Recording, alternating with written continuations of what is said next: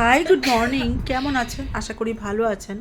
সকাল হয়ে গেছে, উঠে পড়ুন। এটা আমার রান্নাঘরের জানলা, ঠিক আছে? আর এইটা হচ্ছে আমি যেটা কাজকর্ম করি সব সময়, সেটাই যেটা আপনারা দেখেন। সকাল হয়ে গেছে, আমি নানান রকম কাজ করছি, এরপরে আমাকে বেরোতে হবে।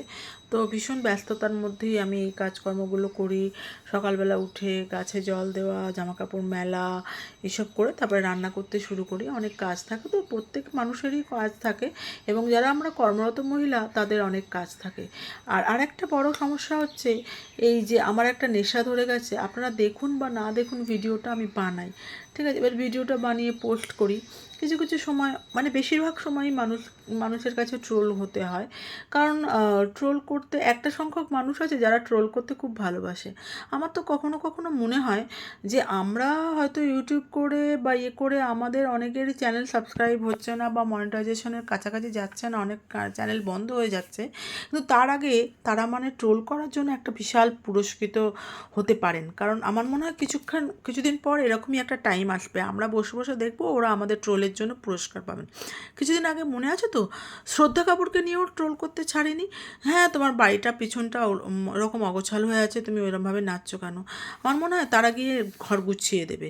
যদি এই শ্রদ্ধা কাপুরের আগে পিছে ঘুরলে যদি একটু ক্যামেরাম্যানটা তাদের যদি পরিচিতি হয়, তো একটা কাজ করতে পারে, বললেই তো পারে যে আমরা তোমাদের সাথে একটুখানি ফুটেজ খেতে চাই। ভাই, আমরা ভিডিও বানাচ্ছি অনেক কষ্ট করে, তো তো দেখতে হয় দেখবি, না দেখতে হয় না দেখবি, কিন্তু এভাবে ট্রোল করবি না, ঠিক আছে?